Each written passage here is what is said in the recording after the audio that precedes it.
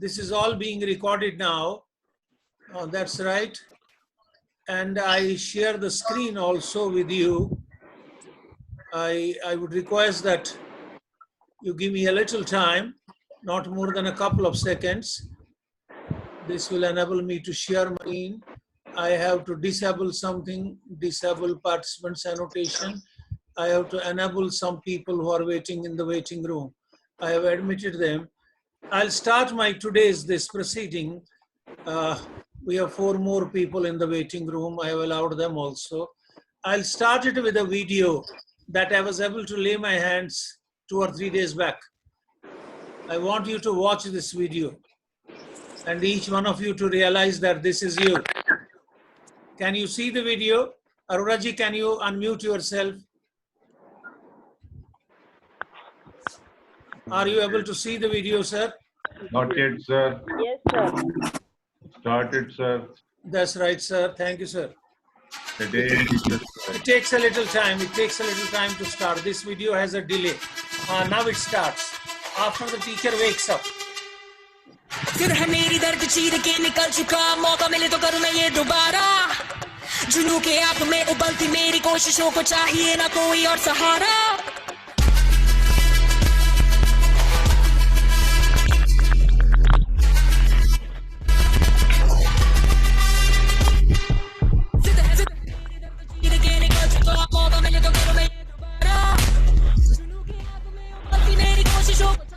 कोई और सहारा चक्का जिते बधाइयां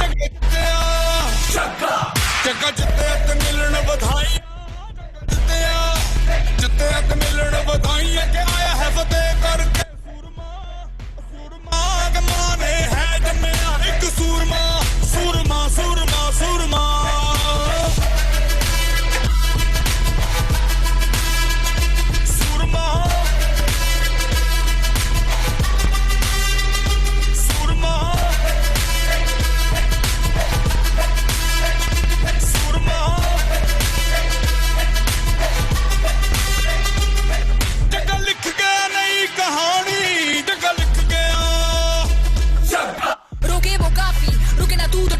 Thank you.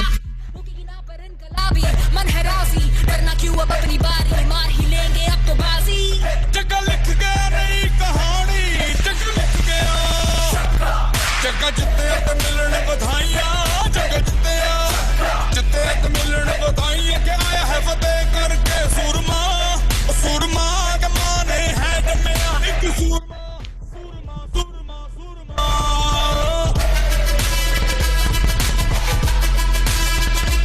सूरमा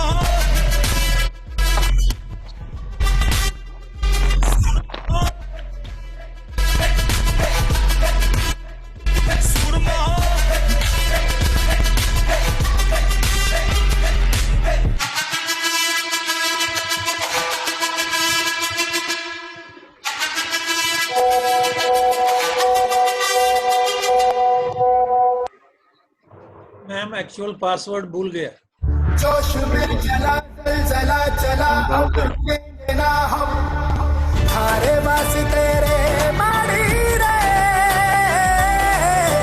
दुनिया हिला देंगे हम प्लीज इसे भी धो डालो ना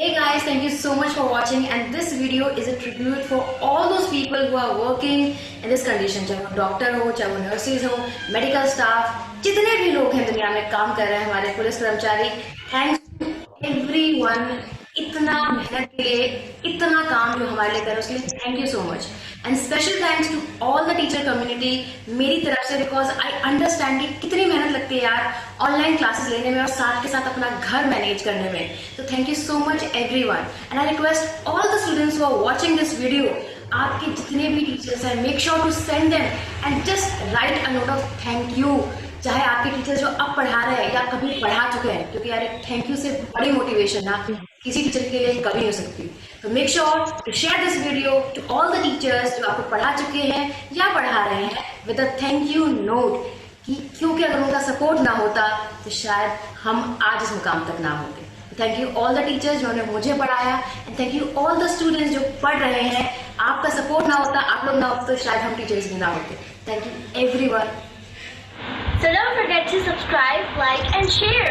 See you later. Bye. I am admitting a few more friends who have joined us a little late. I have to mute all now again. In case you feel like expressing yourself, saying something, asking a question, will not be able to interact on this platform face to face, but you can use the chat box and keep on writing. Dr. Avtarsi ji is maintaining almost a record, I would say, of all that you are saying there. I'm going to a PPT. My God, there are 3 more people now. Vibha, they are coming very, very late. And naturally, I will have to keep on stopping my presentation and helping them to join. I couldn't leave the waiting room free. That's Sir, not I'll possible. do the job of Sir, admitting boss, them. then I can go ahead. And thank you, You sir. go ahead, Thank sir. you very much. I'm obliged to you because there were last 3 people whom I admitted just now. And I think we have come to, what's the number now, Arora ji? 250. There are 2 more people waiting there, sir. I won't touch them now. You have to admit them. Kar diya. That's right. Now, my dear friends, this is the topic given to me by Vibhaji. She used the word effective.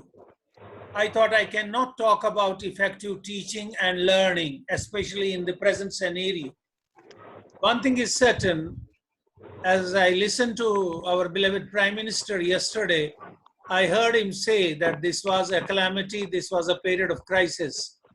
But every crisis will find, in every crisis, you will find an opportunity. And you can utilize that opportunity. I'm trying to utilize this opportunity to meet as many of my teachers and to raise my hands to them, salute them all for the tremendous work they are doing. I know many of them were not into technology. Many of them had never handled a laptop. I mean, I had not handled it when I was your age. I had seen what a smartphone was, and I had to depend on my children and my grandchildren when the smartphone was put into my hands. And at this stage, when we were suddenly caught unawares, we had not only to use technology, but we had to use it tirelessly. We had to do all the teaching that we used to do in our classrooms. And besides that, we had to go ahead and make it interesting, make it effective. Now, how do we make teaching effective or interesting, whether it's online or it's offline? Offline is when you are face to face with your children in your classes. Let me look at it initially. I would look at it this way. I'm sorry. Sir, there are 3 more people in the waiting room, sir. Now, if I look at teaching that you do in your classes, and I don't need to say that the various kinds of behaviors in which we indulge, the various kinds of actions that we do, like talking, explaining, questioning, demonstrating, walking, monitoring, chaperoning, supervising, maintaining a visual, maintaining an eye contact, patting a few on the back, reinforcing others. All these actions, if they are put together, a set of actions that helps the children to learn. I define teaching as a set of actions that induces learning, that causes learning. Now, this teaching, many of my friends do believe that happens only in the classrooms. They believe that it's only when the teacher comes and says, "Good morning, children, I'm going to teach you social science today. Today we are going to read about New Zealand." The teaching has begun. I'm sorry to tell you, teaching does not begin there, neither does it end there. When the bell rings and the teacher moves to another class, his teaching in that class has not stopped. So if I quote Philip W. Jackson, he gave us 3 phases of teaching. He said there was a pre-active phase, there was an interactive phase, and there was a post-active phase. I want you to understand the pre-active phase because that happens to be the most important phase now. Now, it is at this phase that every teacher studies the content. The better the study, the deeper the study, the better the understanding of the content, the more clarity in the content, the better will be the teaching. Good teachers have always had good content, quality content. They do not read the book of the same class which they are required to teach. They go 2 to 3 classes higher. They study the topic at different levels. They visit certain sites. They search for materials on the content, because every teacher would like to surprise children with some more information than what is written in their book. Additional information, sometimes additional examples also. So studying the content and developing a hold on the content is very important. And today in the morning, I received a call from my friend, and while we were discussing normal day-to-day life affairs, he said, Professor Andu, if you know why, you know how. Please listen to this. If you know why, you know how. I said, what does that mean? It took me some time to appreciate. Now, why are you going to teach this content? The content that you have chosen, you will say, sir, because it has been prescribed, because the board has given it in the syllabi, or because the NCERT book contains that. Well, that's not the only purpose. The children can read it themselves. Somebody can explain it to them at home also. You must have, please mute all, Aroraji. You must have some definite objective, some definite aim which you want to achieve. By teaching that content, you may be developing his thinking skills. You may be helping him to explain certain things. You may be helping him to analyze certain things. I'm sorry, I'm muting all once again. This distraction will not help me. We'll be never able to finish this presentation. I would request you mute yourselves if by mistake I have unmuted you. So once you have the content and you are clear in the objective, oh my God, we have some wonderful people here. I'm glad you are there.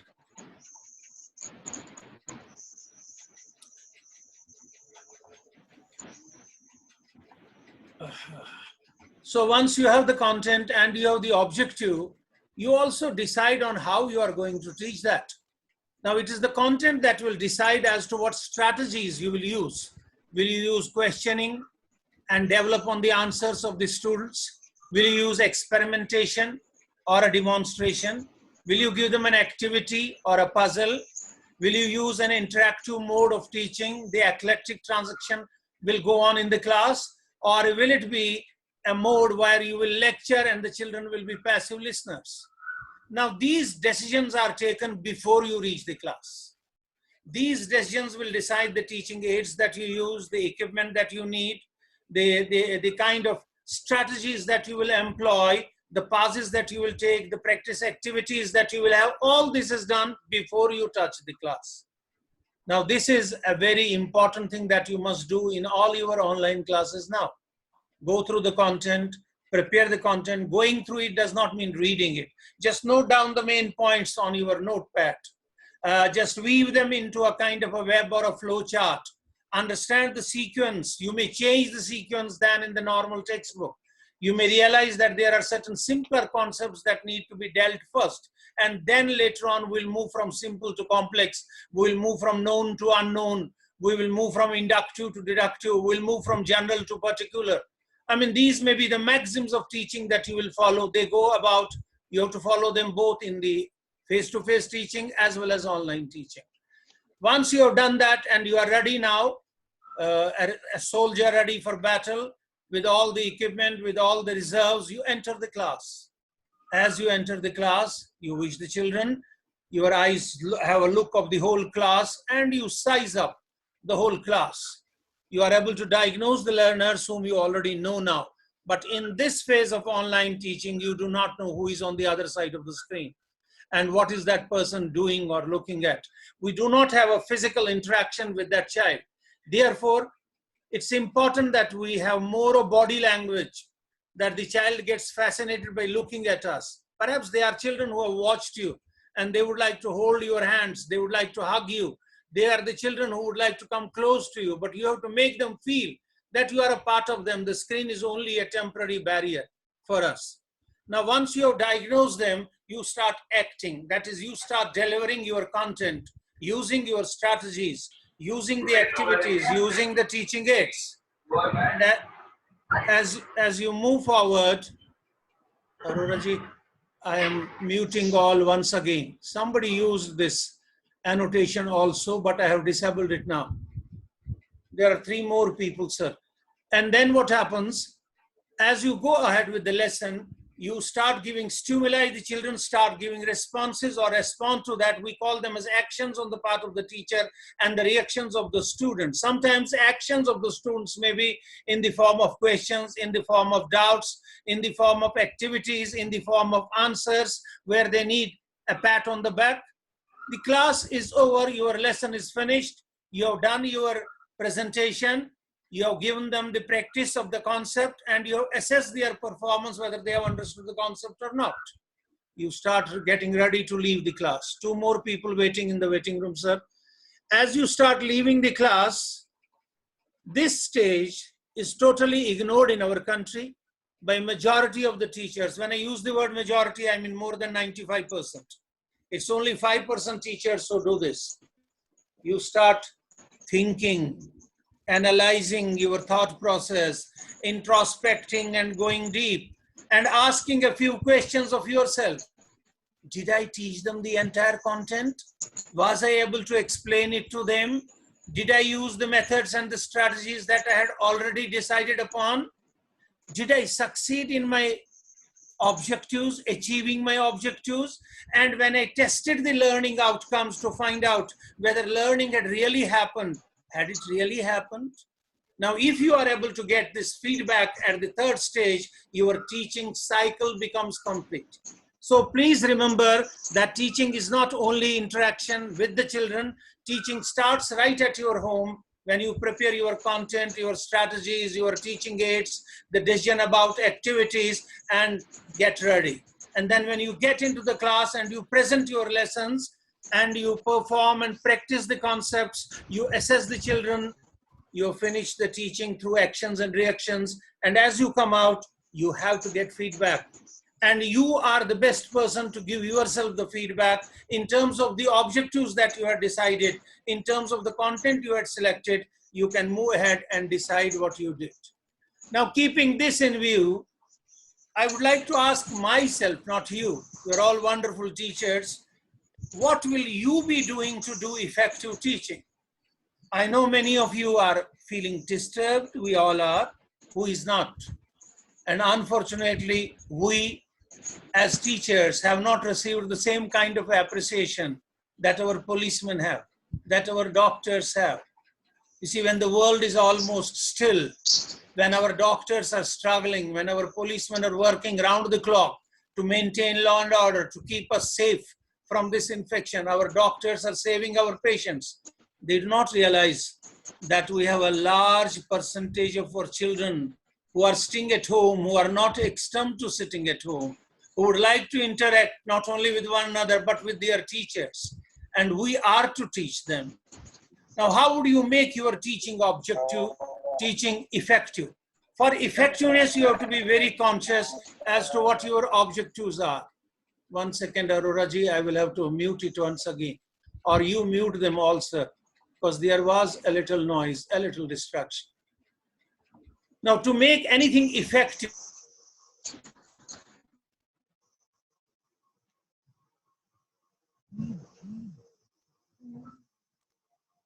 Sir, you need to unmute yourself.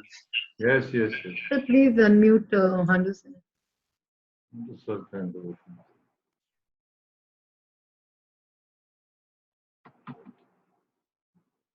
Handu sir, you need to unmute yourself. Arora sir, I think Handu sir is not able to hear probably. He is not unmuted himself. We'll do it. I think we'll take some time. Sir, it's all right. Okay. Am I unmuted, sir? Yes, sir. Again muted. Again muted. I'm unmuted, sir? Yes, sir. Yes, sir. Somebody might have done it by mistake. It doesn't matter.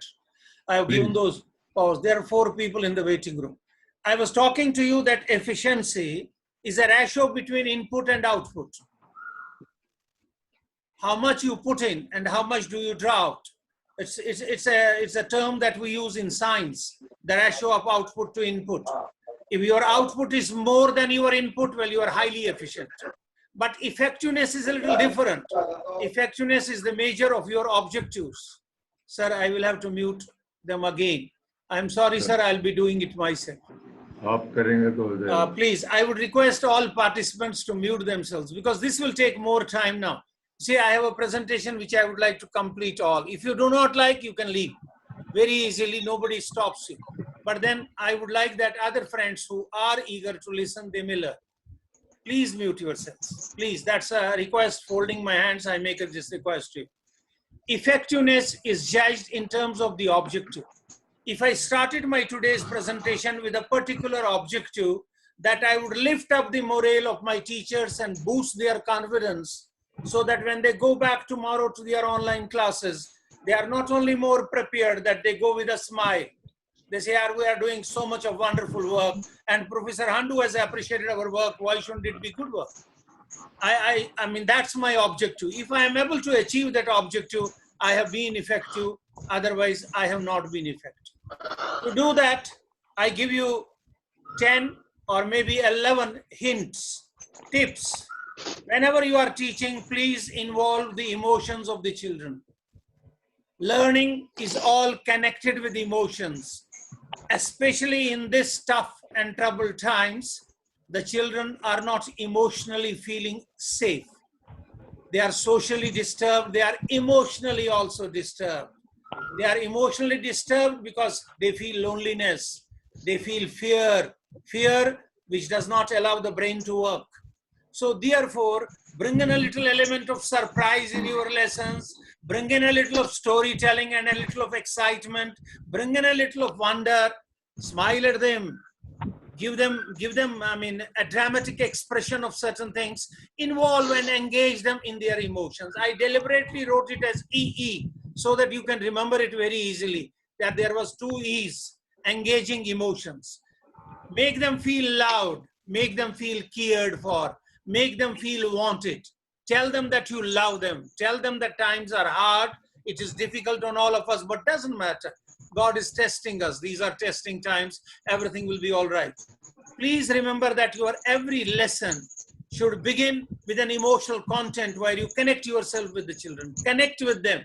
Through the screen also you can connect with them. Storytelling is one of the techniques. A smile, a little of sense of humor, without, I mean, cutting jokes or at the cost of anybody. No, good sense of humor is important. Now, increase interaction. In the classes, I'm sure you always interact with your children. You ask them a question, you ask a child a question, a group a question, or you ask the whole class a question. They answer, they raise doubts, they ask questions. So the interaction is increased. The greater the interaction, the greater the learning. You are an effective teacher if the amount of interaction during the class is great. And do you know what online teachers are doing?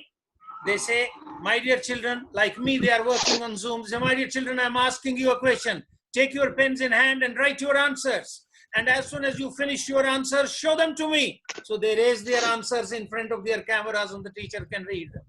All right, now, I want you to write an answer. I'm giving you a question. I have written the question here. I want you to write an answer. And then she goes for an opinion poll. How many yes? How many no? I mean, they are finding ways and means of interacting. The way I said, my only way of interacting today with you could be at the end, I could leave it free and allow you to ask questions. But I have said the chat box is there. You can keep on putting your questions, your remarks, your observations, whatever you want to write, write it there.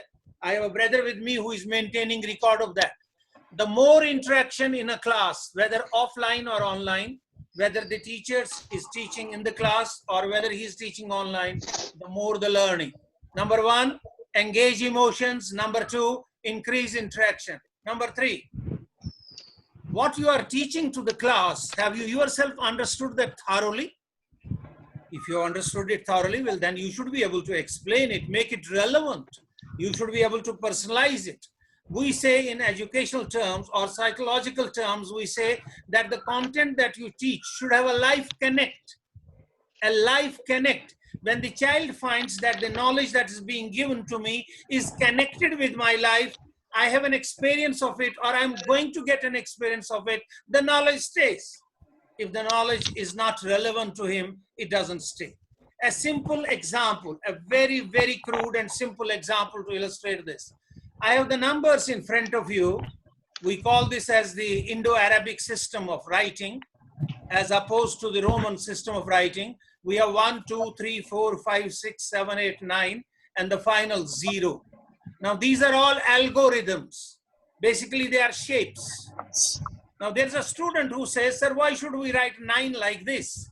Why shouldn't we take up this 1 to the place of 9 and call it 9, and take 9 to the place of 1 and call it 9?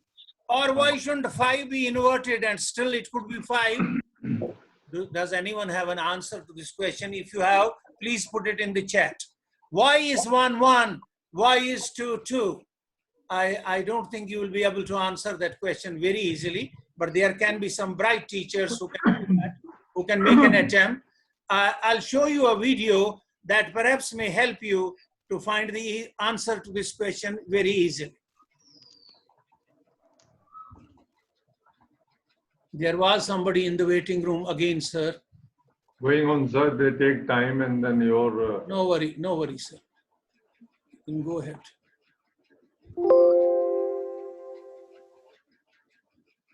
I'm trying to open this video. It says no.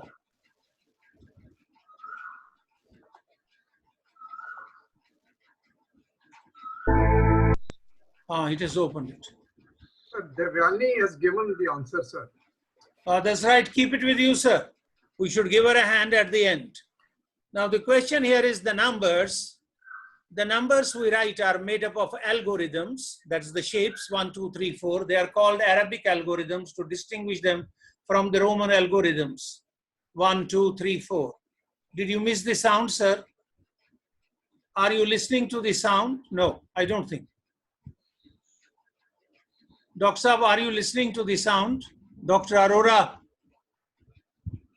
Arora ji? No, I am not listening, sir. Not coming. So that's right. That's right. I have switched it off, sir.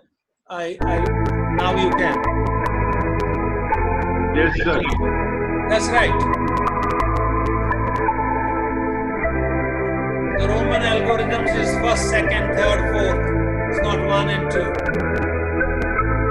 The Arabs popularized these algorithms, but their origin goes back to the Phoenician merchants who used to do their commercial countability using these numbers. Have you ever asked yourself the question, why is 1, 1, why 2 is 2, and why 3 is 3? What is the logic that exists in these Arabic algorithms? The answer was easy and very easy, and I'm told by my brother that Devyani has already answered it. These are angles. Look at these algorithms written in their primitive form. Now this is how 1 was written earlier. Because it has 1 angle, it is 1. And 2 was written like this in the earlier form, it has 2 angles. And 3 was written like this, and 3 has 3 angles. And 4 is written like this, 4 has 4 angles. And what about 5? 5 was written like this, 2 angles there at the top and 3 angles at the bottom. 6, 4 angles within the square, 2 angles outside. And 7, my father used to write 7 like this, with a line in between. 1 and 4 angles at the middle and 2 angles at the bottom. 8 is very simple, whether you write it as 2 square boxes or like this, it always stays same. 3 angles inside 2 triangles and 2 exterior angles. 9 again is interesting because there's a loop that goes backwards. 4 angles within the top circle and 2 and 1, 3 angles within that loop that we take. Then only we have 9. And the most interesting and intelligent of all these numbers is the number given to us. You also know that. If that's a question, I would like you to answer that. My question is, who gave us 0? Who made it possible for us to develop rocket science? Because without it, we would have never done that. The answer is Aryabhatta, and I am sure you must have, some of you must have given that answer to us. Sir, there are some more people in the waiting room. If you could go back there. I opened it 4 times, sir. So you will have to bear with me. I will have to switch it off 4 times. I was at this stage and we were trying to make learning meaningful. Now you can answer the question why 1 is 1, why 2 is 2. We have given a meaning to this concept. The content has to be personalized, it has to be made relevant, and it has to be given a meaning. We came to 3 points only as yet, and very simple. Number 1, engage the emotions of the children. Number 2, increase interaction with them. And number 3, whatever content you choose, it must have a meaning not only for you, but for the children. And now get learners ready. Before you start your lesson, you all know motivating the children is very important. You can take a horse to a river, but you can't make him drink water. You can bring children to the class. You can ask them to attend your sessions on whatever platform you are using, but you can't make them learn. You have to prepare them. You have to tell them a story. You have to connect it with your previous lesson. The Herbatian is that the apperceptive mass that you have in the brain, connect your today's lesson with that apperceptive mass. Sir, would we please unmute them? So the 4th step would be preparing the children for today's lesson. In micro teaching, we call it as set induction. And in Herbatian lesson planning, we call it as motivation. I move to the next point. That's point number 5 now. That is reduce threat. No fear under any circumstance, and least of all nowadays. I would say never at all, because fear makes the brain get stunned. The brain does not normally function when there is fear. Fear of exams, fear of grades, fear of losing a year, fear of missing classes. I mean, these kinds of fears, and sometimes if you do not complete the assignment by such and such date, it does not reach me, I am going to give you a 0. Now, this is how we create fear. I can be scared. I am more scared than any one of you in this kind of a situation. I have a family to care for, and I know I am at an age where the infection can be very, very dangerous, because I mean, I am susceptible to such kind of infections because of my age. So therefore, even though fear is there, I'm not able to think logically. I throw up my fears. And I am able to reason out. I am able to analyze. The process of thinking, whether convergent or divergent, the process of learning, whether storing information and recalling it, is possible only when children are passing through a phase of enjoyable learning, joyful learning, learning that makes them derive joy out of the activity that they do. So we have covered 5. Let me go for a revision of all these 5 along with you. You may not speak it out, but you may inwardly count along with me. The first one was engaging emotions. The second was increasing interaction. The third was making meaning of what we teach. The fourth was preparing the students for the day's lesson. And the 5th one was reducing fear. Please see that they drink water. Be surprised to know I have a glass by my side. I drink about 3 liters of water a day. It's important for me. Firstly, because my brain needs a fuel. The fuel for the brain is oxygen. And oxygen cannot come to me through other sources other than air and water. Sergi, I have a participant who is calling his son. Sir, if I mute you, it will be, if I mute, you will also be muted. Then you have to unmute yourself. Don't worry, sir. Don't mute anybody. I'll make a request. Bayaji, please mute yourself. I know you are with the family and there are noises in the family that are distracting us. They are reaching about 250 people. So please make the kids also drink water. Even in your online classes, you can tell them, can I see a bottle of water by your side? Oh, that's lovely. Have a sip before I start my class. You can start your online class with that sentence, which is very important.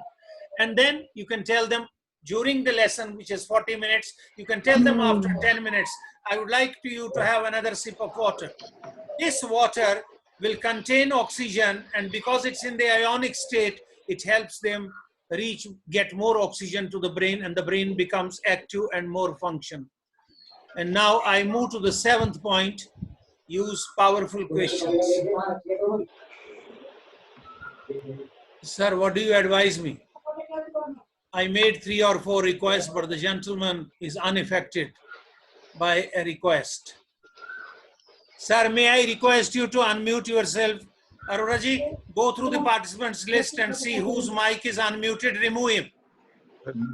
My request to you is remove him straight away. That's the only answer now. See, they must understand that they are working with 250 people and one person cannot play with the interest of 150 people or 250 people. Whenever you ask a question, please do not ask a question that tests only memory. What is a noun? Who was the founder of Mughal Empire in India? When did we attain independence? Well, these are memory level questions. They don't need much of a thinking. The child needs to recall some information and which he has by now stored a million times. Your question should be a question which has more powerful answers. That is, your questions must begin with why. Why does it rain? Madam, it rains because, gods give us a lot of water. No, that's not the reason. I want a scientific reason for rains. Now, why does it rain? Madam, it's because of the condensation of the clouds. Why do the clouds condense? Because they are so far above us and it's very cold, they change into their liquid state. Your questions beginning with why and how. Your questions beginning with what and when.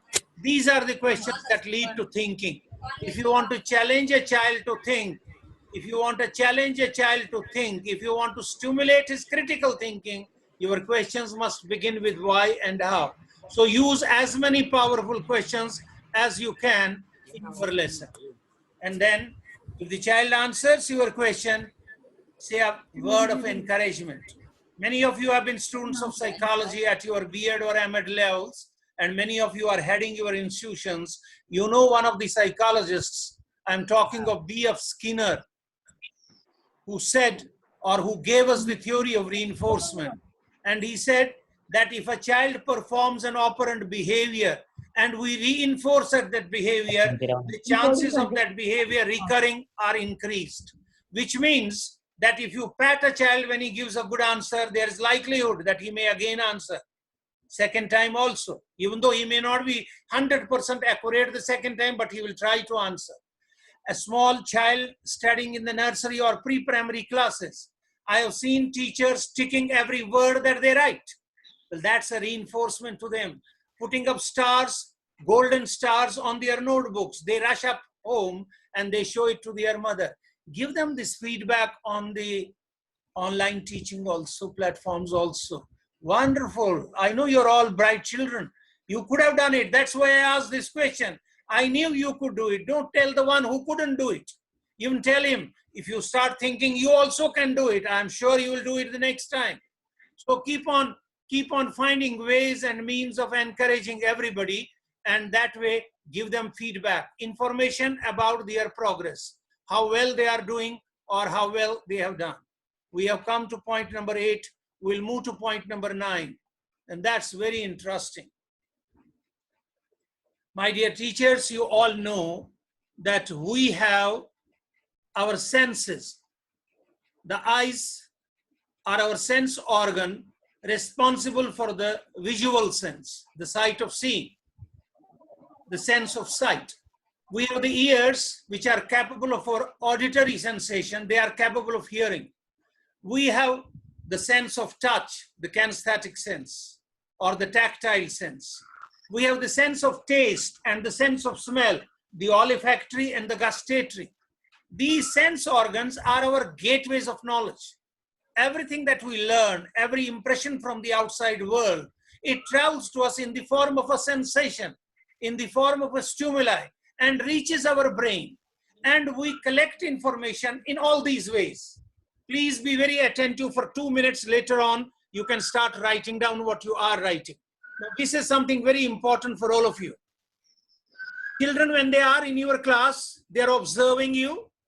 So they are observing some of the stimuli going to their brain through their eyes. They are listening to your sweet, wonderful, modulated voice. So therefore, they are able to catch you through their auditory sense also. Sometimes you ask them to handle apparatus. Sometimes you give them an appreciation by a word or a pat or a reward, tactile sensation is also being used. Sometimes you ask them to raise their hands, move their arms, move their legs. It may be a physical activity period. You are asking them to move their large muscles. Every person, it may be you or me or that child, we all learn in all possible ways. But every one of us has a preferred style of learning. For example, my dear friends, if you read things loudly to me, I am never going to forget them. I will remember the dress that you were wearing when you met me. I won't forget it so easily. But maybe I get confused. I may say it was purple when it was scarlet red. I may say it was dark green when it was light green. But if you have told me your name and you have spelt it correctly and you have spoken, I will not forget what you have said.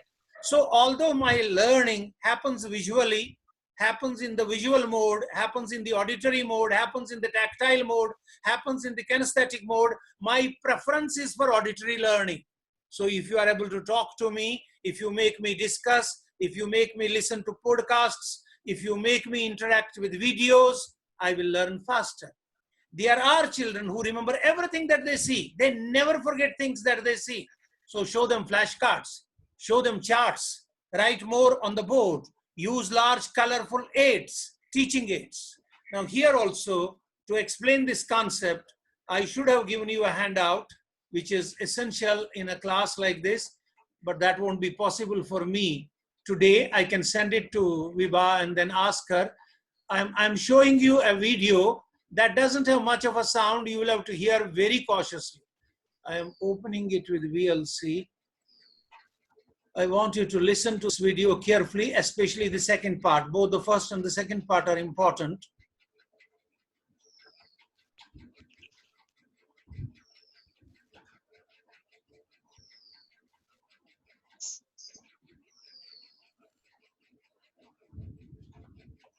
This video is about learning styles and the different ways that people learn. Because people learn in different ways, it's important to take into account your own preferred way of learning. Psychologists have developed several models to help us understand the way people learn. The one we are going to look at today is called the VAC model. It divides people into three categories: visual learners, auditory learners, and kinesthetic learners. Visual learners learn by seeing things. You can explain something to them over and over, but until they actually see it with their own eyes, they may not get it.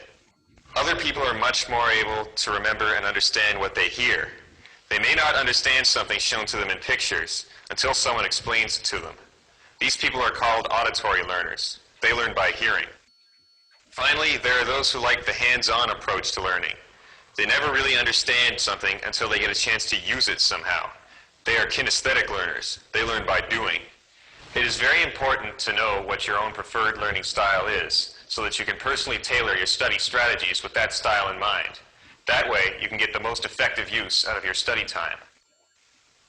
When you figure out what your own preferred learning style is, you can implement specific study strategies to make your study time more effective. For a visual learner, effective study strategies could include drawing diagrams, mind mapping, flashcards, creating a mental picture of the material using visual imagery, and rewriting professors' notes in your own words. An auditory learner would find completely different strategies helpful, which might include taping lectures for review later, having discussions with other students, reading things out loud softly to yourself, tutoring other students to reinforce knowledge, and participating in classroom discussions. For a kinesthetic learner, it is important to be involved in every step of the learning process and to have a chance to use concepts in a practical environment. This might include underlining or highlighting text with different colors, reteaching the topic to your group,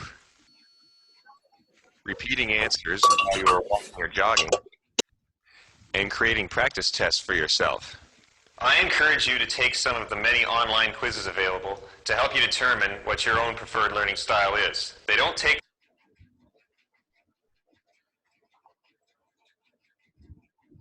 I'm going back to this presentation.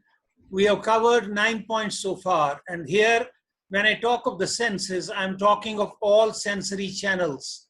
In your lesson, there must be something for the visual learners. There must be something for those who are auditory, and there must be something for those who are tactile or kinesthetic learners. Involve them. Keep them engaged by engaging their senses, because the knowledge that they receive is only through their senses. Let's move to the next. The next is, we have observed now that our classes are not, all the children in the class are not same. Each child is a marvel. Each child is a wonder of God. Each child is unique in his abilities, in his disposition, in his mental attitude. And sometimes there are children in our classes with special needs, or they have different abilities. What you call them as disabled, I call them as differently abled. Now, we cannot reach out to these children by following the middle path, thinking that by following the path and teaching the average, we are catering to those who are above average and catering to those who are below average. There are children to whom the methods that you adopt may not suit. You will have to teach each one of them in a different way. And therefore, your lesson should have a provision of activities, a range of activities, I would say. Perhaps all teaching has to be converted into activity-based teaching. It has to be experiential learning from the beginning to the end. And here again, I am taking you back. I'm taking you back to a video. I won't be able to see the whole of it because you all have seen it. Time and again you have seen it and you remember what it is all about.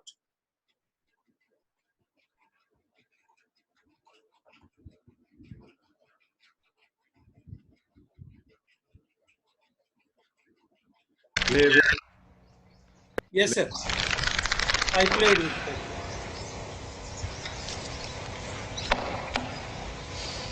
दोस्तों, आज मैं तुम लोगों को एक कहानी सुनाऊंगा। See the motivation through a story. एक लड़के की कहानी।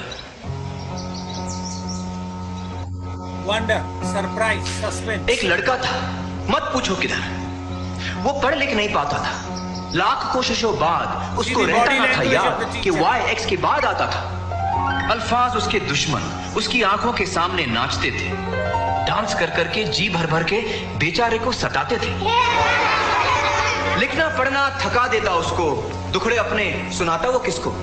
भेजा फुल था, स्टार्टर गुल था, ऊपर से ABC डिस्को। फेल हो गया एक दिन बेचारा, पढ़ने लिखने के बोझ का मारा। लोगों ने उसे गधा बेवकूफ कहा। बच्चे ने सारा अपमान बहादुरी से सहा। फिर एक सवेरे उसने सोना उगला। थियरी जो सुनी जहां ने सारा जहां पिघला। बोलो बोलो कौन है वो?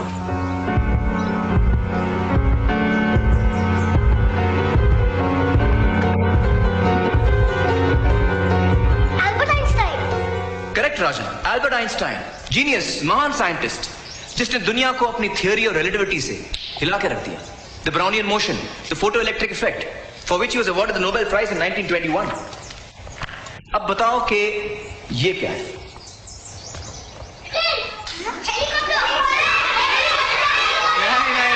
नहीं, कोई ऑर्डिनरी हेलीकॉप्टर नहीं है ये। The great artist inventor Leonardo da Vinci, कौन?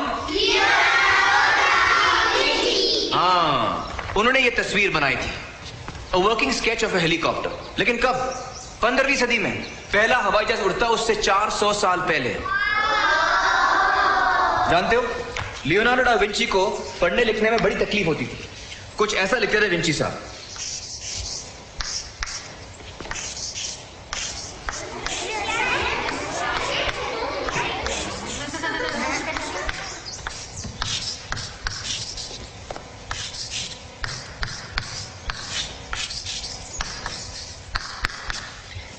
कुछ समझ में आया?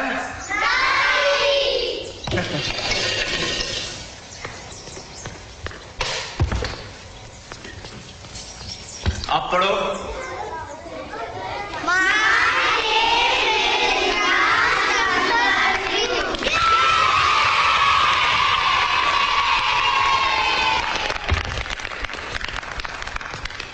ईशान, जरा लाइट ऑन करना प्लीज।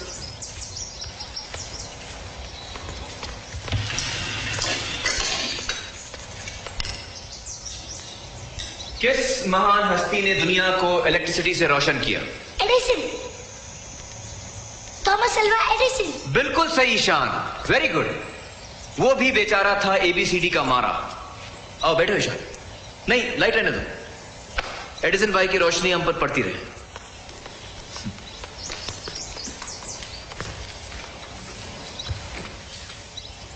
ओके, इसको तो सब जानते हैं।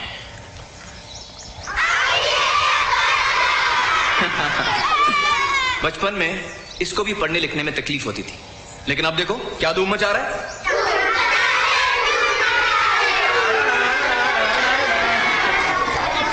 और भी है असली नमूने।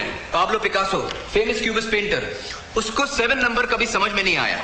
कहता था ये तो मेरे अंकल की उल्टी नाक है। मिकी माउस का बाप कौन?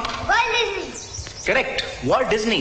अक्षरों से परेशान, डाल दी कार्टूनों में अपनी जान। नील डायमंड, पॉपुलर सिंगर, लाल लाल रिपोर्ट कार्ड के शर्म में डूबा गाने लिखता। Agatha Christie, famous mystery book writer. यकीन करोगे, एक लेखिका जो बचपन में पढ़ लिख नहीं पाती थी।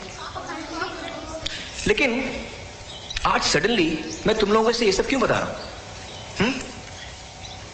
तुम्हें ये दिखाने कि दुनिया में ऐसे ऐसे हीरे पैदा हुए हैं जिन्होंने सारी दुनिया का नक्शा ही बदल दिया, क्योंकि ये दुनिया को अपनी अलग नजर से देख पाए। दिमाग उनके जरा हटके थे, आसपास वालों को बर्दाश्त नहीं हुआ, तकलीफें खड़ी कर दी। इसके बावजूद वो जीते, और ऐसे जीते कि दुनिया देखती रहेगी। इन सिकंदरों, कलंदरों, बिलंदरों के नाम आज की आर्ट क्लास। इनको याद करते हुए इस 4 दीवारी के बाहर कदम रखेंगे और कुछ अलग बनाएंगे, डिफरेंट, कुछ भी जी में आए वो उठाओ, पत्थर, लकड़ी, कचरा, कुछ भी। चलो छोटे तालाब की तरफ बढ़ना शुरू करो।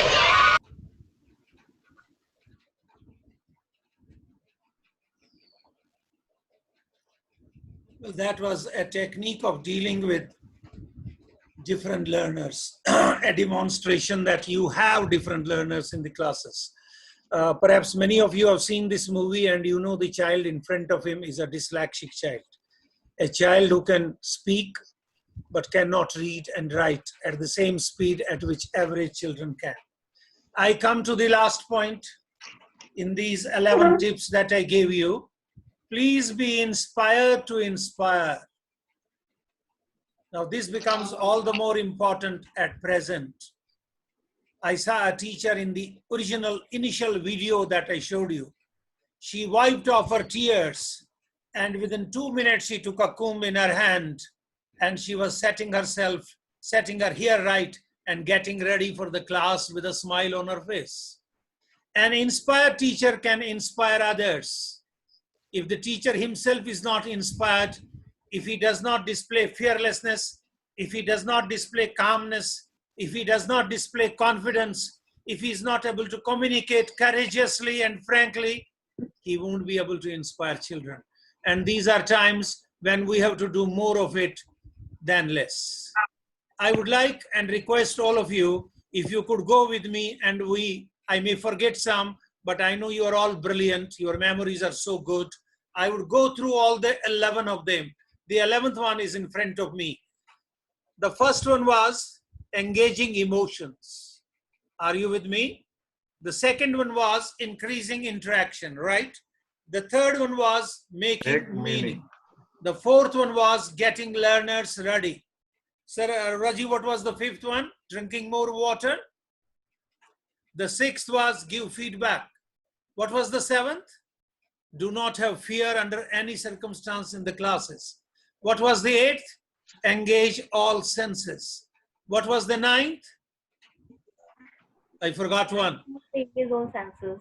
Oh, that engage all senses. Teach different Use learners. powerful questions. Use powerful lovely. questions. That I deliberately forgot. Because unless you learn the art of questioning, unless you learn the technique of questioning, you and I can never hope to be good teachers. And the 11th point was be inspired. I want you to be with me for another 1 minute and then I move to the second presentation. I got this sent to me by a friend all the way from Chandigarh only today, just before the start of this presentation, maybe at 2:10. We are in COVID times, COVID-19. We're all secured. Now it is for us to decide where do we want to stay. Do we want to stay in this small circle which is in front of you? This asks me a question. Who do I want to be during COVID-19? Now I can be the one in the first outer circle, fear zone. I can be one in the second circle in the learning zone, or I can be in the growth zone.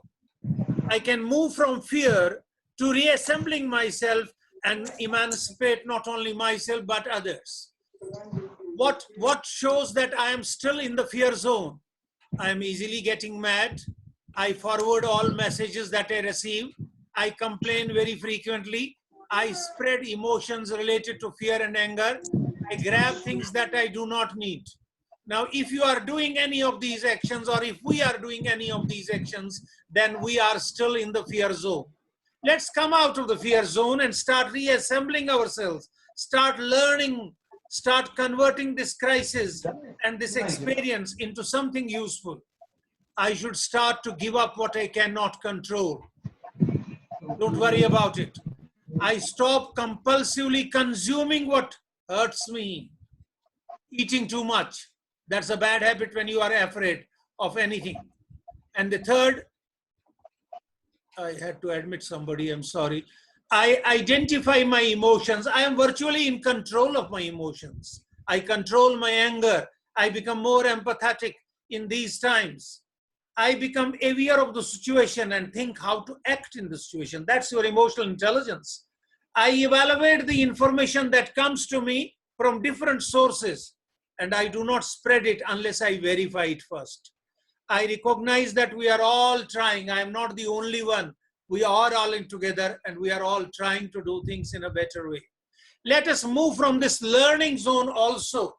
This is the zone for reassembling ourselves. Let's move to the growth zone. That's the outer zone. I am not only thinking of myself now, I am thinking of others also. And I can see how they will help me and how I will help them.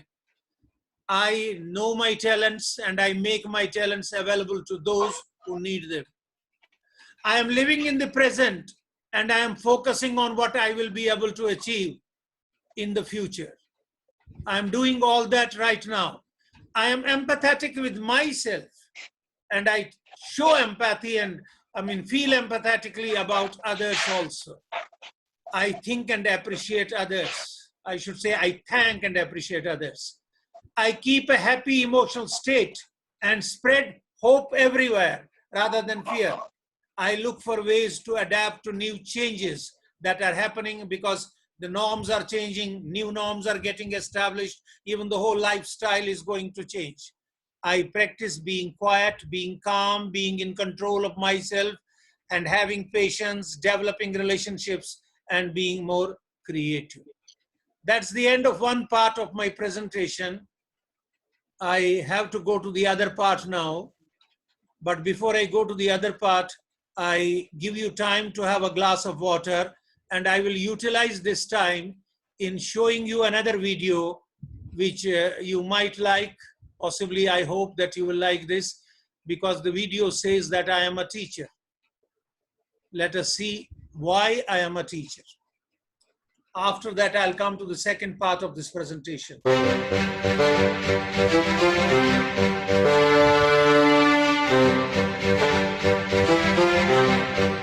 Excuse me, sir.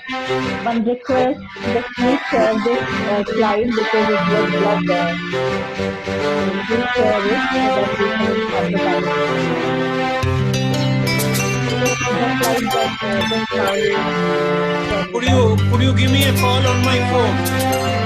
Give me a ring on my phone.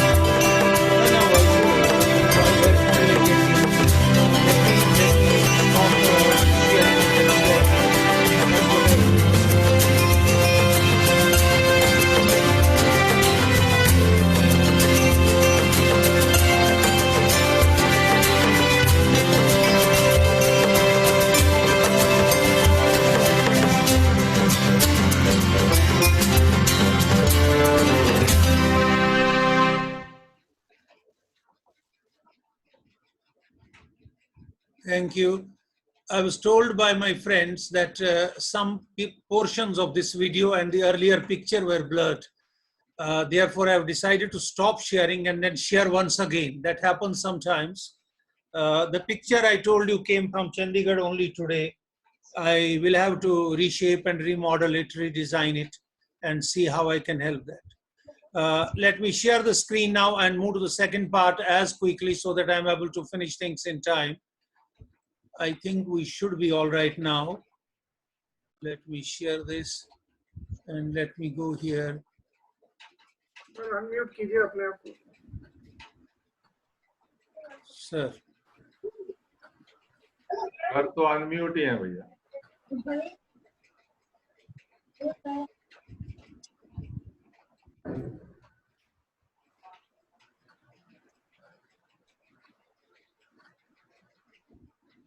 PowerPoint चला रहे हैं sir? Next. Yes, sir. I'm going to the next presentation because I broke it up into two parts. No? True, sir. That's right. So this is the second part of the presentation.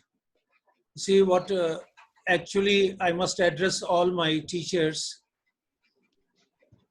It's not only you, my dear, but millions of teachers across the country who are experiencing the same kinds of feelings, the same kinds of thoughts, the same difficulties that you are. We are all in it together. We are all facing lots of difficulties. Online teaching was not our cup of tea. We were not accustomed to this. And doing it so suddenly without any time at our disposal, then under pressure, under fear, because we knew if we would not start these classes, perhaps the school would not be paid any fee at all by the parents. Thank God that's over now. The Supreme Court has issued orders that parents will have to pay this fee. There's no question of not paying. Therefore, online teaching was a little difficult for us. And I tried to go through various materials and find out what was most important that needed to be done in an online class. I'll give you 9 points that we found were very important. Number one, whichever platform you are using in your school, whether you are using Zoom, whether you are using WhatsApp, whether you are using Google Classrooms, Sarji, whether we are using Google Classrooms or Google Meet or Skype, please try to familiarize yourself with this. It takes time to understand what that system is. We are grateful. We had friends like Rupam, who is luckily here with us today. The first meeting we had was to teach us how Zoom works and how to conduct classes on Zoom. And she enlightened us. She gave us a lot of practice. We still had doubts. She came the next day and taught us what is Google Classroom and how we work on Google Classroom, Google Forms. We still were not satisfied. We waited for one more week. We had our own questions. We requested one Ramesh Chandar to come and answer all our questions and help us. What were we doing? We were trying to take time and get familiar with these platforms. And when we got familiar, we realized what the difficulties were. We requested Rupam to come back and help us in understanding what was blended learning, help us understand what was technology integrated teaching. How could we use these platforms to make our classes look better? So please respect the technology, understand and get familiar with the platform on which you are working. Please see that in each platform you have two buttons that are very important. They are your best friends. The mute button and the chat box. Ask your students to use the chat box as often as possible and use the mute button to see that there are no distractions while you are teaching. And please practice using them. And then I come to the second point. Please remember that when you use your presentations or your videos, especially your PPTs, the less content you use, it's always more.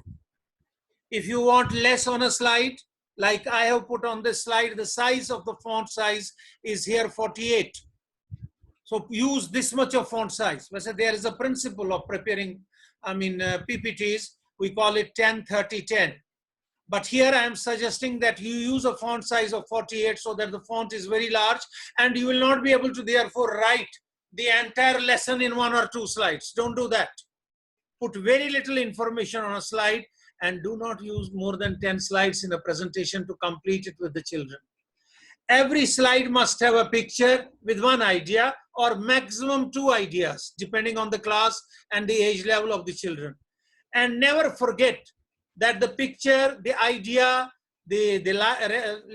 lines written on the slide are not important. What is important is the aim that you have. What is important is the objective you have.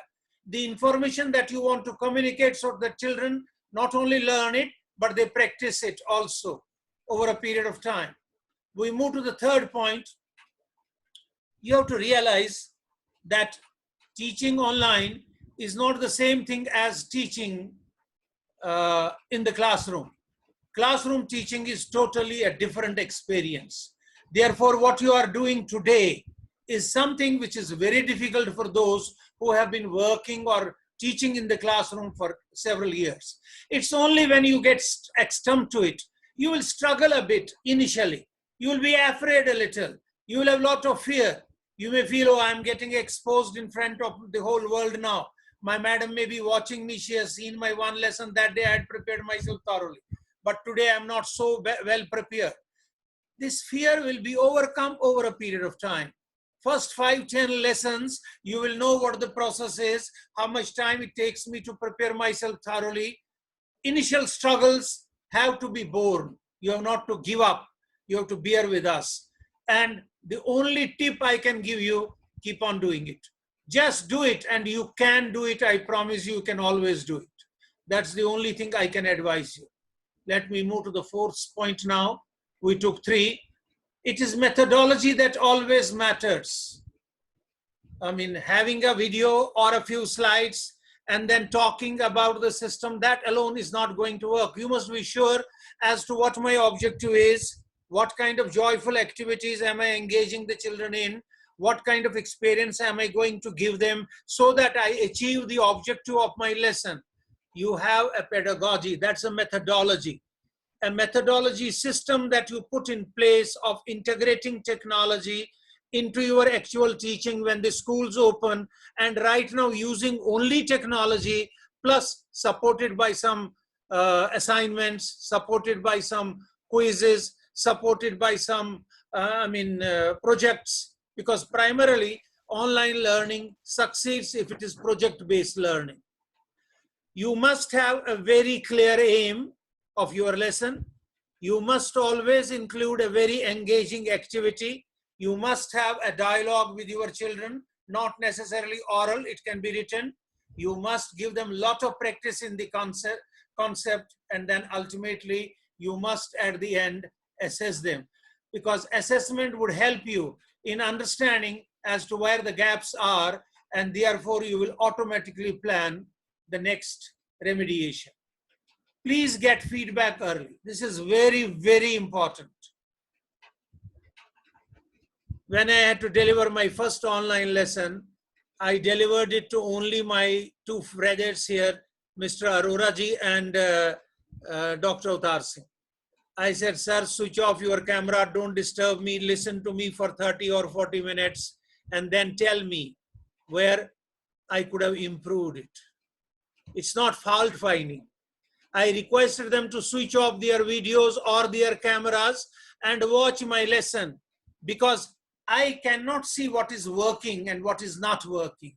They can see it faster than I can see. You also must find a colleague.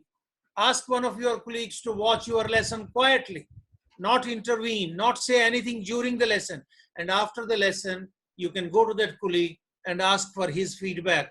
The gentleman will tell you that you are merging a few videos and PPT became too much of jumbling. The number of videos needs to be reduced or increased. The video was too long. It was for 10 minutes when we use only short videos of 3 to 4 minutes in online classes. And what will work, what will not work, and this will help you to improve. Once these 5 points are done, we'll move to the 6th. The lesson does not stop after your online teaching lesson is over. It continues. What happens before the children join your online classes and what happens after they go back is also very, very important. Do they receive some kind of a support at home?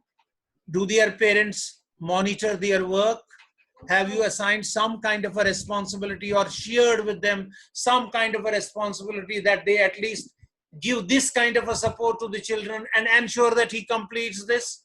And you can ask the children that once you have completed this work, whatever work you do, have a snapshot of it and send me that photo.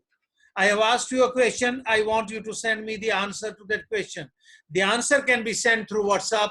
The answer can be sent through email, or you can ask them to complete projects and send you the pictures of their projects. You can also conduct an online quiz. I have seen certain platforms are available. I saw Katooch or something like that was a platform on which I saw some teachers conducting online quizzes. The seventh is, every lesson needs a lot of preparation. You cannot go to the class, and these online lessons need more preparation.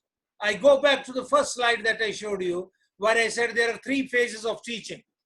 Preparing yourself for the content, the strategy, the methodology, the objective is very important.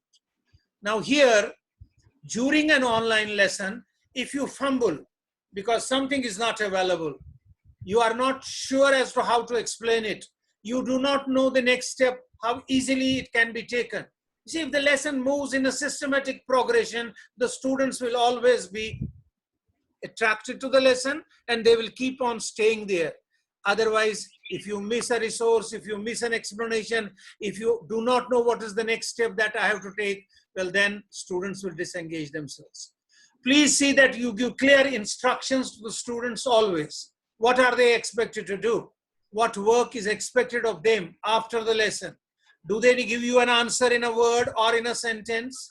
You must rehearse this, and this is also very important. Please remember, an online lesson does not make our task easy. You can't wing it. You can't say, oh, all right, I have been doing it for so long and I will do it today online also. No, that doesn't happen. This also needs preparation and a lot of practice. I move to the 8th point. There are only 2 more points that I have to deal with. Why did it go to this? Now the 9th is, these lessons need a lot of energy. That's why some of you feeling a little despondent, because during the last 1 month, worry, tensions, doing these lessons for the first time, a new experience, and then it's all sapped. Please remember a few hints. You may follow them, you may not. They are not prescriptions given to you by a doctor. Even without them, you can do a wonderful lesson. But then display this energy in the following ways. Number 1, never deliver these lessons sitting. Always stand in front of a camera. If you can, arrange it in such a way that your Zoom camera points at you, or there's a camera pointing at you, and you are standing as if it really is a class and you are standing in front of the children. I mean, as a normal routine, we have been advising all our teachers to keep moving in the classes, to stand in front of them, maintain an eye contact, keep on moving their arms and their legs, their postures, their gestures. They are all very, very important. So stand in front of them, use your gestures, and I will be very honest with you. I have not liked a teacher who was very dramatic in a normal class, but I liked the same teacher when she became more dramatic, or he became more dramatic online.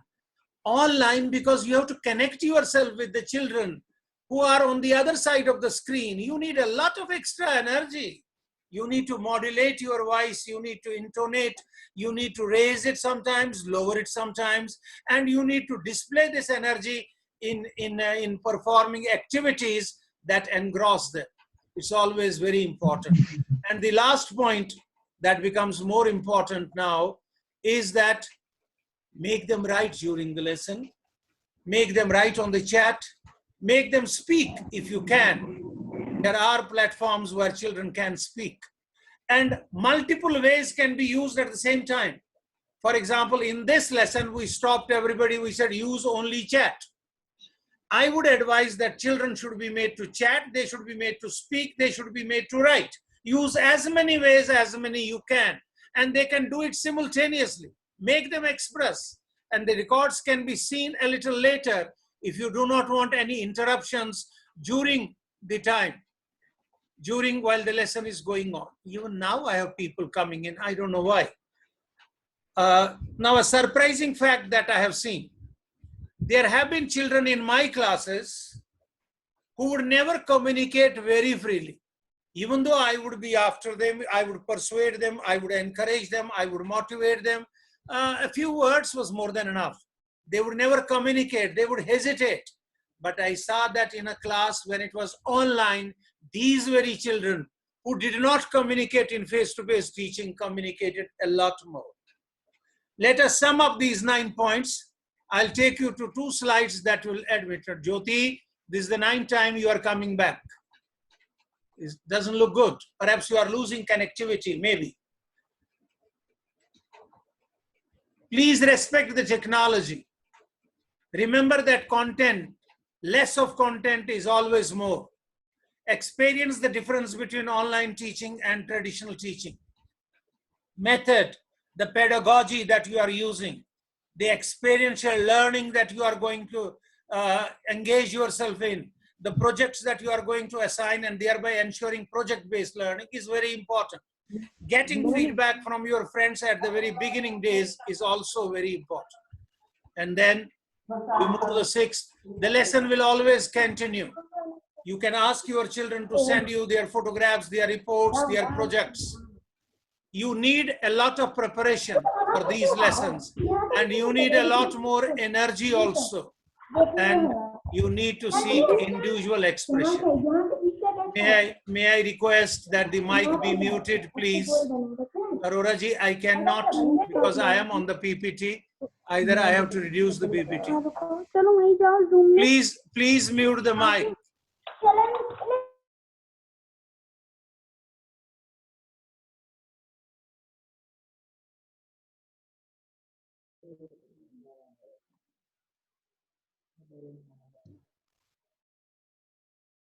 Sir, you need to unmute yourself. We are not able to hear you. Sudhansh here. Because sir must have muted me.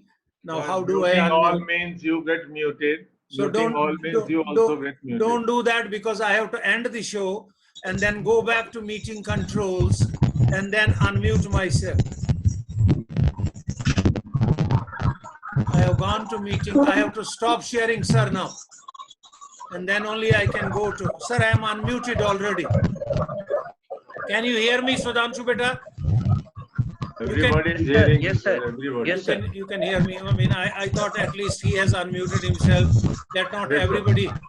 So I'll do the sharing once again now. There's a lot of noise. Somebody is still bothering. So you can see that from the participants list very easily. No, you can't make out. Oh, very easily, sir. Go to the participants list in the full screen and bring down. All right. I'll tell them. Can you see this? Sir, I'll do it within a minute. I'll do it. Give me a minute, sir.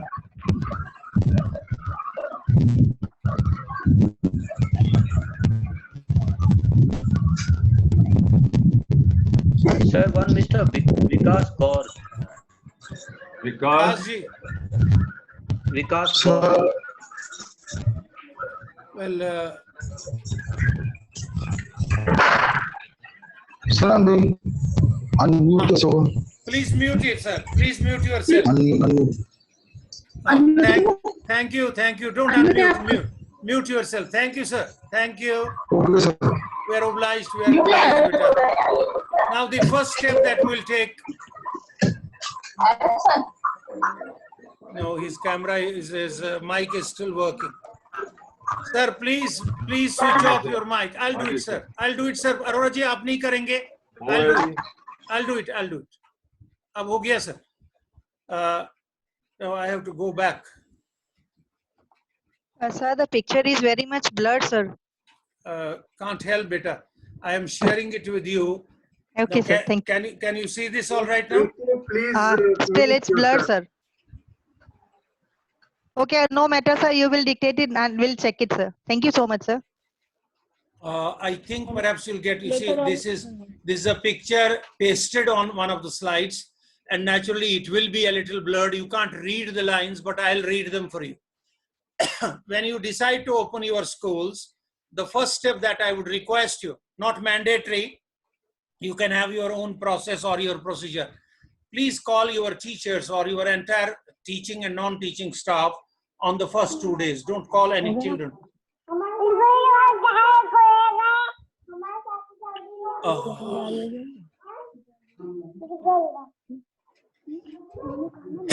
of us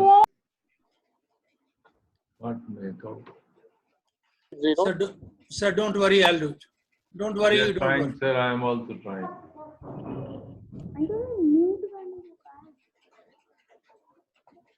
Don't worry, sir. I'm trying to find out the meeting controls.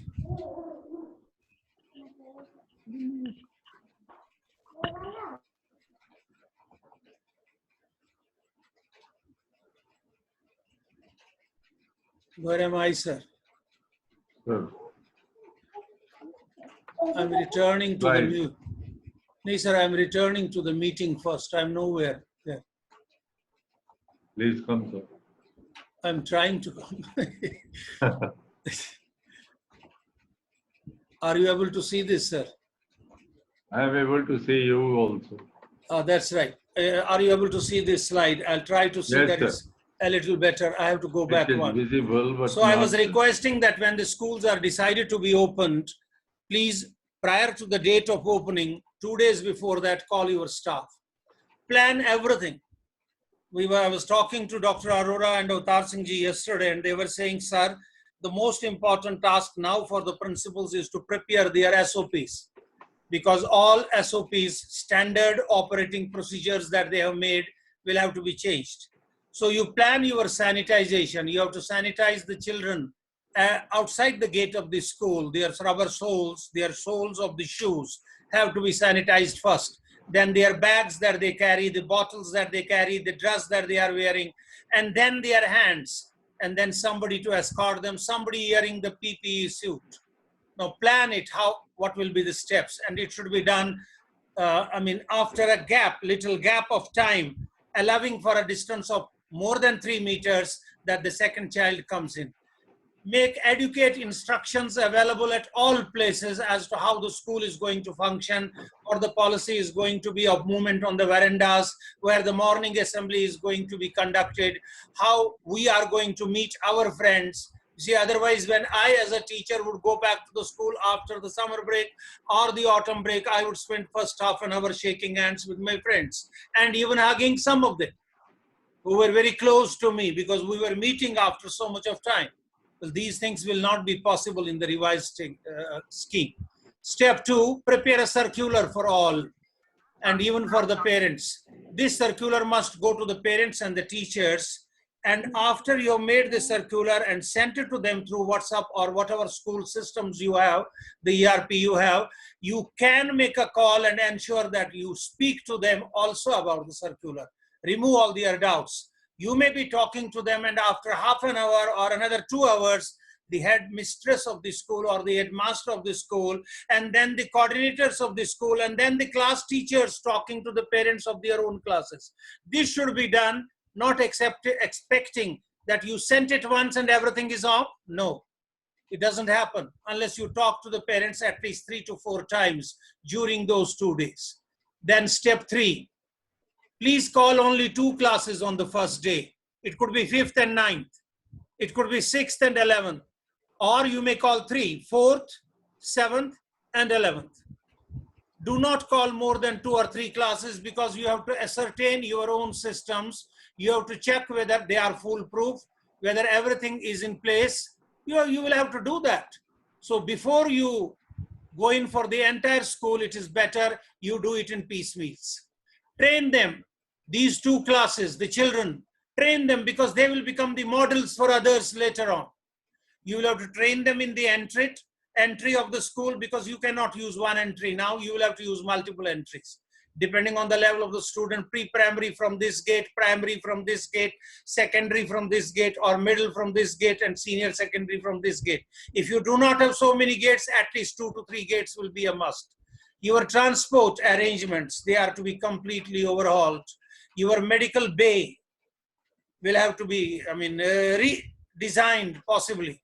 The social distancing concepts, you will have to change the entire classroom system. Furniture, your classrooms which are about 500 to 600 square feet will not be allowed to accommodate more than half the class. If the number of students that used to be present in the class was 30 to 40, now it cannot be more than 20, 15 to 20. Then only you will be allowed to have a distance of about 6 feet between each child. The fourth step, all students to be trained and given a call. And once they are called, let them come to school together. This is the real test now. You must have a disaster management committee ready. You must have assigned and delegated responsibilities to each individual about various tasks. And this will have to be done continuously, because God forbid, we can have, even after the opening of the schools, a crisis within the school. There can be a case identified within the school and you don't know what to do. Visualize that situation also. Keep these 4 R's in mind. Reimagine things. They are not going to happen as you had imagined them. Resolve issues as they happen. Remediate things as they happen, and reinvent solutions to your problems. I was delighted to hear, once upon a time, you might have heard of that name, Dale Carnegie.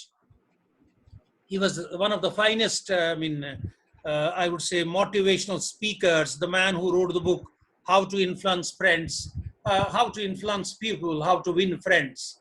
What wonderful books they are. I think there are a few more also, I've forgotten because I must have read them 30 years back. He came to a hall once to motivate people and he said, my dear friends, if you have a problem, raise hands. Almost everybody in the hall raised his hand. He said, if you want a solution to that problem, raise your hands. Everybody again raised his hand because everybody wanted his problem to be solved. He said, now you can lower your hands. Why I told you all this, when I came to this hall, I was passing by the road. I saw a large number of people somewhere who had no problems. I tried to find out if they had problems, but they hadn't any. Would you like to know them? Would you like to know who they were? Nobody said anything. They were all silent because they didn't think of anybody not having problems. They said, I walked by a cemetery, he said, and they were all lying in the grave. It's only dead people who do not have problems. Life is a problem in itself, but solutions are there. And those are the challenges. You will always have problems and you will have to reinvent solutions for them. We will have to train all our people, including the students, the support staff, the staff, and even ourselves, how to make things effective, what are our mask rules, what are the concerns of our physical safety. And you as the principal or you as the teachers will be their role models now. As I move forward to the next slide, this again pertains to certain aspects. First, the school aspects, which they have to be conscious. The sanitization rules.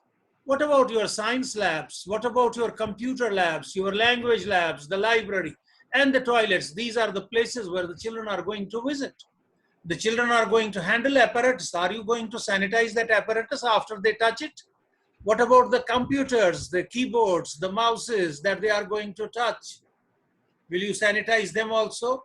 What about the language lab, the speakers, the headphones that they will use, the books that they will touch in the library?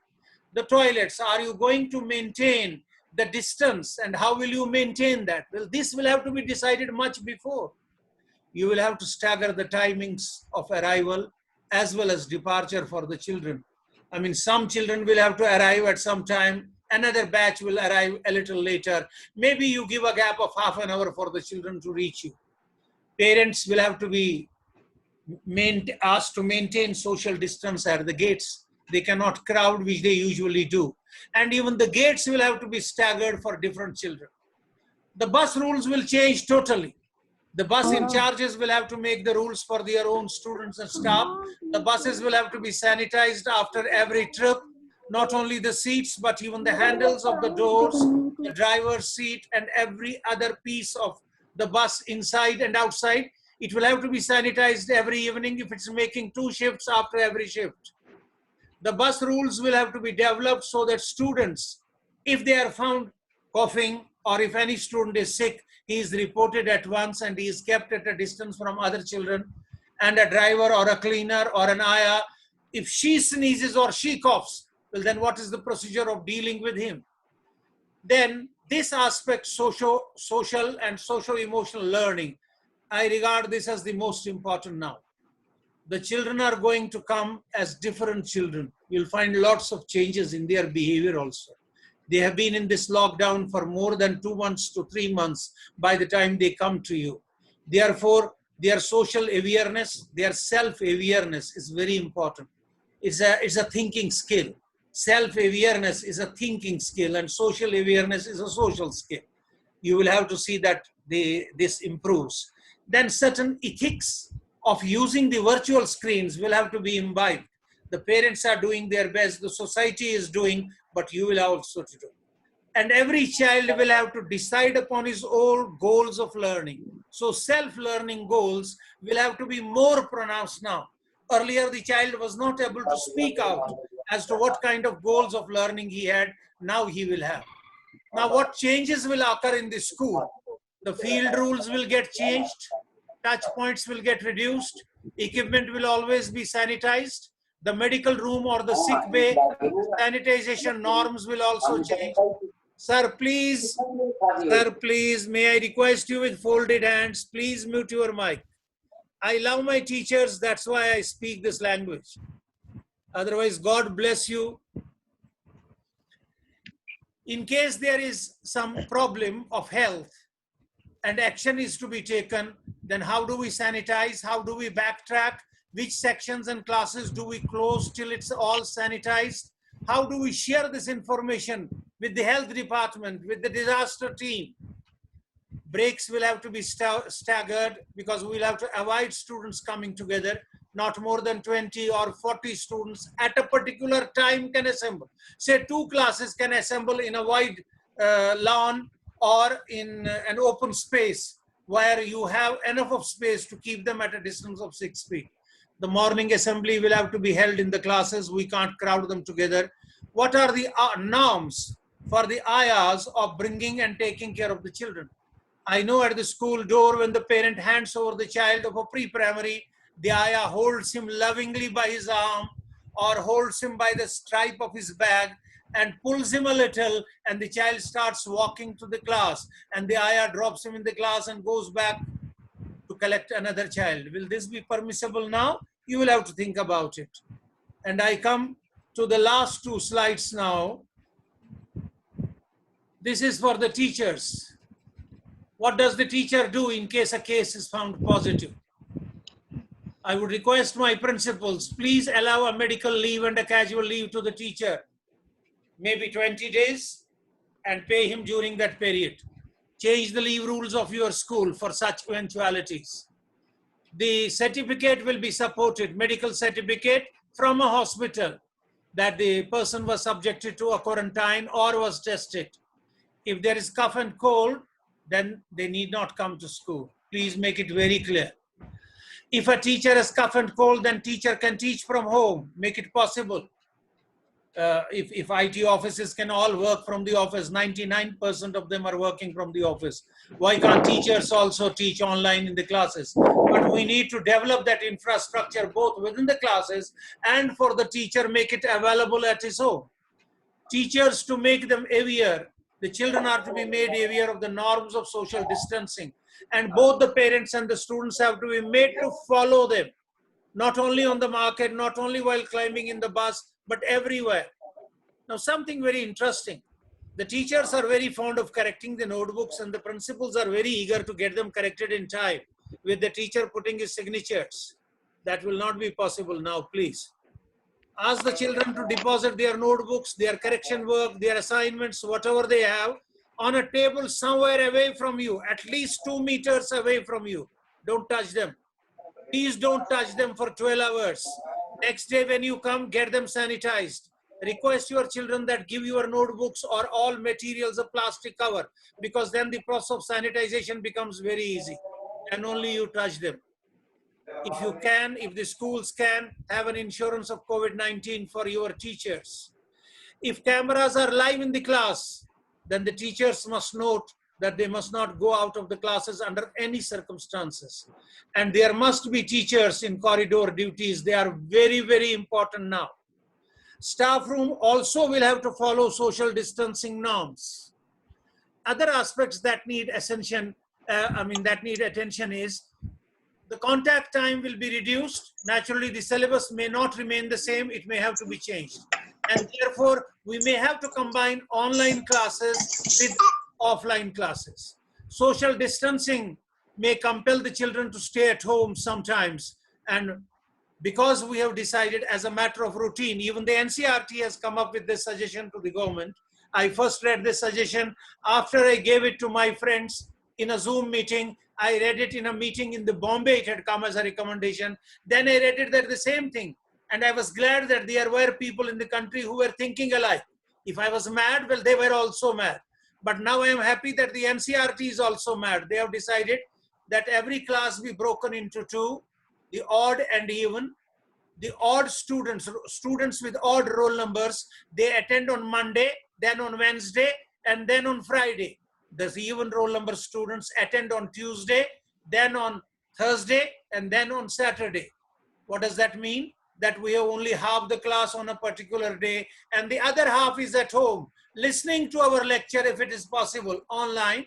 They may listen to it only, or if we can give them a camera view also, it would be lovely.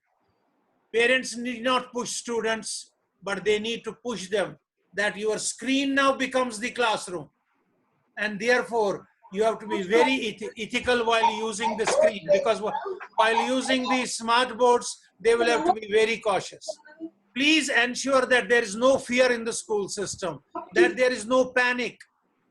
I mean, I have seen that in schools, there's a minor earthquake and there are tragic incidents.